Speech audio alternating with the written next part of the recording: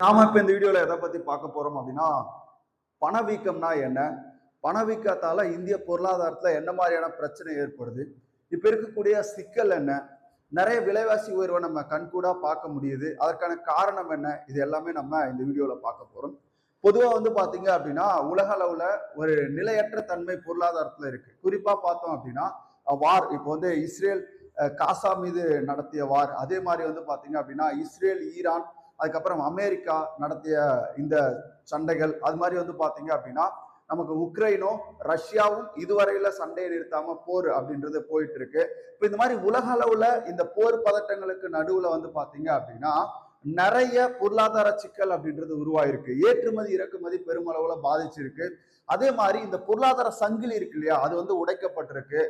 இதுக்கப்புறம் பாத்தீங்க அப்படின்னா அந்நிய செலவாணி நிறைய கையிருப்பு பாத்தீங்க அப்படின்னா இந்தியா கிட்ட இருந்து குறைஞ்சிக்கிட்டே இருக்கு. இதனாலதான் பிரதமர் என்ன சொல்றாரு அப்படின்னா, ஒர்க் ஃப்ரம் ஹோம் கொரோனா காலகட்டத்துல நம்ம என்ன மாதிரியான நடவடிக்கை எல்லாம் மேற்கொண்டோமோ அதெல்லாம் திரும்ப பண்ணக்கூடிய ஒரு முறை அது அப்படின்றது வரக்கூடிய வாய்ப்பு இருக்கு. காரணம் என்ன அப்படின்னு பாத்தீங்கன்னா, நம்முடைய அந்நிய செலவாணி வேகமா குறைஞ்சிட்டு வருது. அப்ப நம்ம கிட்டத்தட்ட ஒரு 80% கச்சா எண்ணெய், அதாவது பெட்ரோல் டீசல் நம்ம என்ன பண்றோம் அப்படின்னா இறக்குமதி செய்யறோம். அப்ப நம்ம இறக்குமதி செய்யறதுனால நம்ம என்ன பண்றோம் அப்படின்னா வர்த்தகம் அப்படின்றது டாலர்ல தான் நடக்குது. அப்ப இந்த டாலர் பாத்தீங்க அப்படின்னா பெருமளவு நமக்கு குறைஞ்சுக்கிட்டே வருது. அந்நிய செலவாணி குறைவு, அதுக்கப்புறம் இந்த பெட்ரோல் டீசலுடைய விலை அதிகரிக்கிறது. இது எல்லாம் எங்க போய் முடியும் அப்படின்னு பாத்தீங்கன்னா நுகர்வோர் மேலதான் பெரிய அழுத்தங்களை உருவாக்கும். இதுவரையில பாத்தீங்க அப்படின்னா பெருநிறுவனங்கள் அதை தாங்கிட்டு இருக்காங்க. ஆனா அவங்களால எவ்வளவு நாள் அதை கட்டுப்படுத்த முடியும் அப்படின்னு தெரியாது. சரி, ஓகே, பாருங்க. இப்ப இதுல குறிப்பா பார்த்தோம்னா இந்தியாவினுடைய மொத்த பணவீக்கம் இங்க பாருங்க. இந்தியாவினுடைய மொத்த பணவீக்கம் எவ்வளவு அதிகரிச்சிருக்கு அப்படின்னா 8.3% உயர்ந்திருக்குங்க. எப்போ அப்படின்னா 2026 ஏப்ரல் நிலவரப்படி. இது பாத்தீங்க அப்படின்னா மேல தான் வெளியிட்டாங்க. ஓகேவா, மேல தான் வெளியிட்டாங்க. அப்ப இந்தியாவோட மொத்த பணவீக்கம் எவ்வளவு அப்படின்னு கேட்டா 8.3% உயர்ந்திருக்கு. இந்த அளவுக்கு கிட்டத்தட்ட ஒரு 3 வருடங்களா இந்த மாதிரியான ஒரு பணவீக்கத்தை இந்தியா பாத்தீங்கன்னா பார்த்திருக்காது.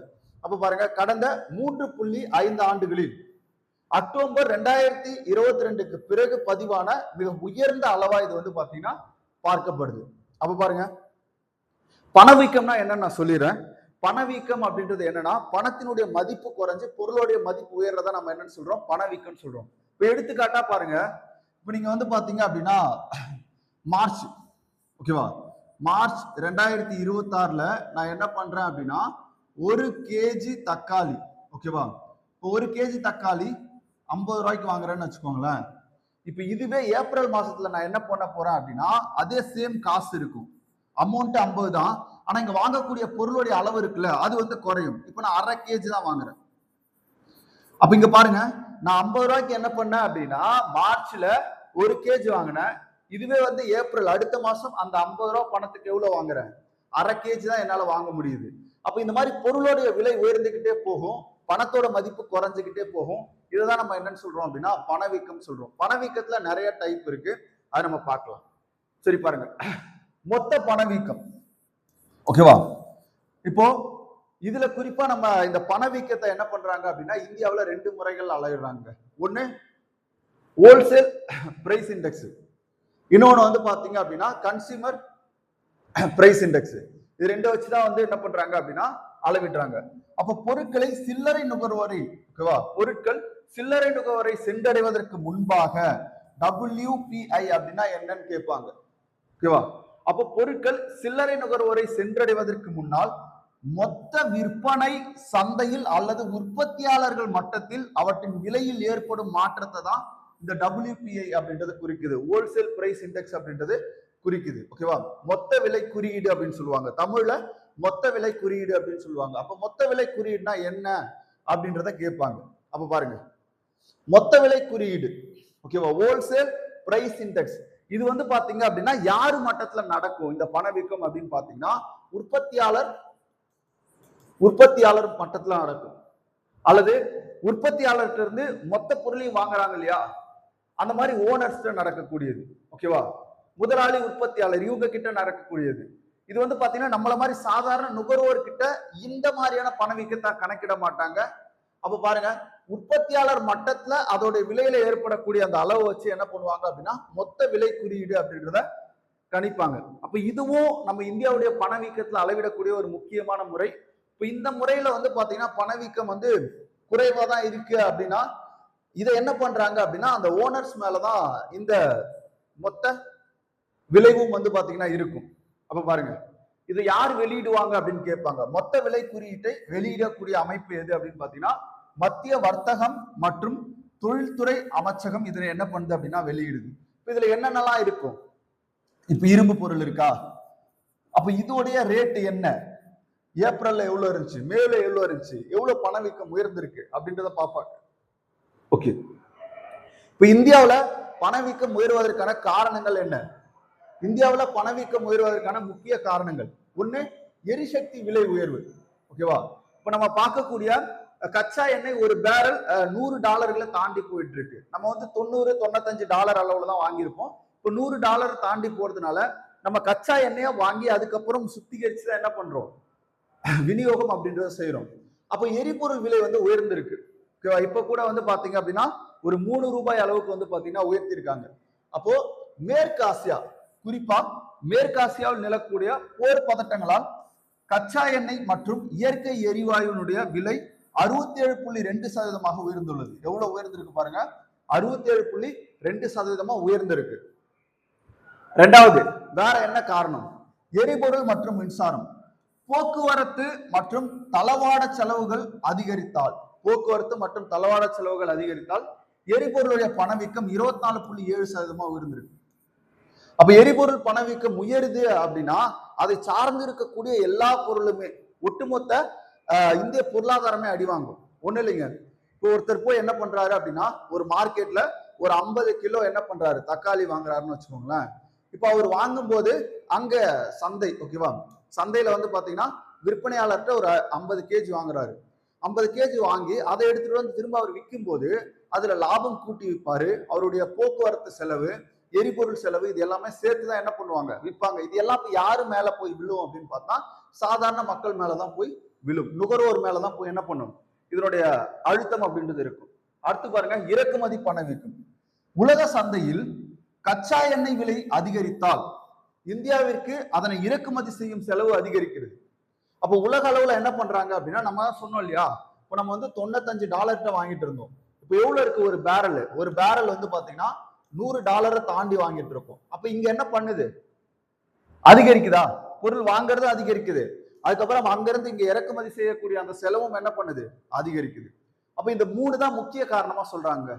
ஒண்ணு வந்து எரிசக்தி விலையுடைய உயர்வு, காரணம் மேற்காசியாவில் நடைபெறக்கூடிய போர். என்னென்ன போர்?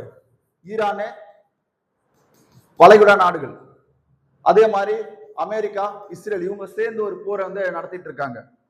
அதுக்கப்புறம் ரஷ்யா உக்ரைன் போர், இஸ்ரேல் காசா போர், இந்த மாதிரி நிறைய போர்கள் நடக்கிறதுனாலதான் இந்த பிரச்சனை எல்லாமே உருவாது. காரணம் என்னன்னா அந்த பொருளாதார சங்கிலி அப்படின்றது உடைக்கப்படுது. பொருளாதார சங்கிலி அப்படின்றது உடைக்கப்படுது. இப்போ ஈரான் என்ன பண்றாங்க, ஹர்மஸ் ஜலசந்தியை வந்து மூடி வச்சிருக்காங்க. இப்போ வர்த்தகம் பெரும்பாலும் அந்த ஜலசந்தியை நோக்கி தான் நடக்குது. அப்ப அதை திறக்கணும். நிறைய கப்பல்கள் வந்து என்ன பண்ண முடியல, அந்த வணிகம் செய்யக்கூடிய வேலைகள்ல ஈடுபடாம இருக்கு. அப்ப இது எல்லாமே பெரிய பின்னடைவா பார்க்கப்படுது.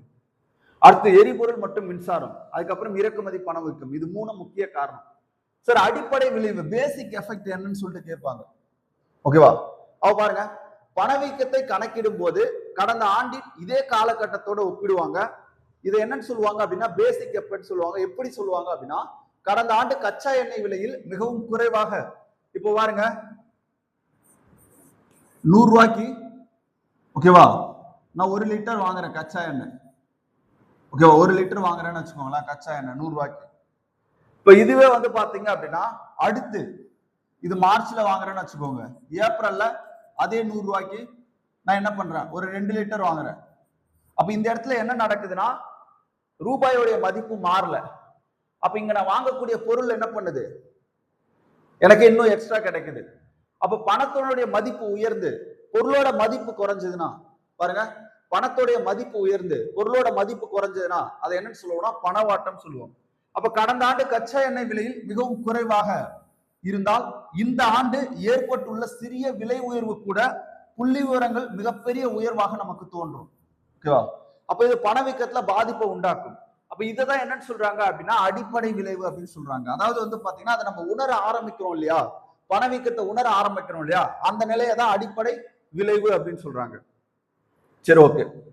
இங்க பாருங்க, மொத்த விலை குறியீடு ஹோல்சேல் பிரைஸ் இண்டெக்ஸுக்கும் நுகர்வோர் விலை குறியீடு சிபிஐ, ஓகேவா, கன்சியூமர் பிரைஸ் இண்டெக்ஸுக்கும் என்ன வித்தியாசம்? இது ரெண்டுமே இந்தியாவுல பணவீக்கத்தை அளவிடக்கூடிய முக்கிய குறியீடுகளா இருக்கு. சரி, மொத்த விலை குறியீட்டை யார் வெளியிடுவா அப்படின்னு பாத்தீங்கன்னா வர்த்தகம் மற்றும் தொழில்துறை அமைச்சகம். இதுவே வந்து பாத்தீங்கன்னா சிபிஐ, ஓகேவா. நுகர்வோர் விலை குறியீட்டை யார் வெளியிடுவா? நுகர்வோர் விலை குறியீட்டை தேசிய புள்ளியியல் அலுவலகம் NSO வெளியிடுவாங்க. சரி, விலைநிலை பார்ப்போமா? மொத்த விற்பனை மற்றும் உற்பத்தியாளர் நிலையில இது நடக்கும். இங்க பார்த்தோம் அப்படின்னா சில்லறை விற்பனை நுகர்வோர் நிலையில இது நடக்கும். நம்ம வாங்குறோம் இல்லையா, நம்ம இந்த பணவீக்கத்தை உணர்வோம், அதான் நுகர்வோர் விலை குறியீடுன்னு சொல்றோம். அடுத்து இது எதெல்லாம் உள்ளடக்கி இருக்கும்? வெறும் பொருட்கள் மட்டும்தான், சர்வீஸ் கிடையாது, சேவை வராது. ஹோல்சேல் பிரைஸ் இண்டெக்ஸ்ல சேவை வராது. அப்போ நுகர்வோர் விலை குறியீட்டுல பொருட்கள் மற்றும் சேவை, கூட்ஸ் அண்ட் சர்வீஸ் ரெண்டுமே வரும். ஓகேவா, இது ரெண்டுக்கும் வேறுபாடு என்னன்னு கேட்பாங்க, ரொம்ப முக்கியம். உணவுப் பொருட்களுடைய பங்கு சுமார் 24%, குறைவான முக்கியத்துவம் தான் நம்ம வந்து ஹோல்சேல் பிரைஸ் இண்டெக்ஸ் சொல்றோம். இங்க வந்து சுமார் 40 to 45% அதுல ஈடுபடும். அதாவது என்ன சொல்றோம் அப்படின்னா, இப்போ ஒவ்வொரு பொருட்கள் இருக்கு இல்லையா, அந்த பொருட்கள்ல எந்த மாதிரியான பணவீக்கம் இருக்கு அப்படின்றத இதை குறிப்பிட்டு நிறைய பொருட்கள் இதுல உள்ளடக்கம், அதுதான் சொல்றாங்க. அப்போ இதை பார்த்தா உங்களுக்கு ஒரு விஷயம் தெரியும், ஓகேவா. நம்முடைய மோடி அவர்கள் என்ன பண்றாங்க, தன்னுடைய அந்த பாதுகாப்பு வலயத்துக்குள்ள இருக்கக்கூடிய அந்த வாகனங்களுடைய எண்ணிக்கையை குறைச்சிருப்பாரு. இந்த மாதிரி நிறைய சிஎம்ஸ் வந்து குறைச்சிருக்காங்க. அப்ப எரிபொருளை சிக்கனமா பயன்படுத்தணும். அதே மாதிரி வந்து பாத்தீங்க அப்படின்னா இப்போ இதுக்காக ஸ்கூல் காலேஜஸ் எல்லாம் என்ன பண்ணலாம், நம்ம வீடியோ கிளாஸஸ் எல்லாம் போடலாம். கொரோனா டைம்ல இருந்த மாதிரி அந்த மாதிரிலாம் நிறைய சொல்லியிருக்காங்க. இதெல்லாம் எதை குறிக்க போகுது அப்படின்னா அடுத்தடுத்து விலை உயர்வை குறிக்க போது. பணவீக்கம் வந்து பாத்தீங்கன்னா அதிகரிச்சுட்டே இருக்கு. கிட்டத்தட்ட 42 மாதங்களில் இல்லாத அளவுல பெரிய பணவீக்கம் அப்படின்றது நம்ம இப்ப பார்த்துட்டு இருக்கோம். இந்த பணவீக்கத்தை அந்த அளவுக்கு கட்டுப்படுத்த முடியாது, ஏன்னா நிறைய சிக்கல் அப்படின்றது போயிட்டு இருக்கு. உலக பொருளாதாரமே நிலையில்லாத ஒரு நிலையில இருக்கிறதுனால இது எல்லாமே பின்னாடி நம்ம கண்டிப்பா உணரக்கூடிய நிலை அப்படின்றது வரும். அதனால பெரும்பாலும் சிக்கனமா இந்த பெட்ரோல் டீசல் இது எல்லாமே பயன்படுத்தினா நல்லா இருக்கும்.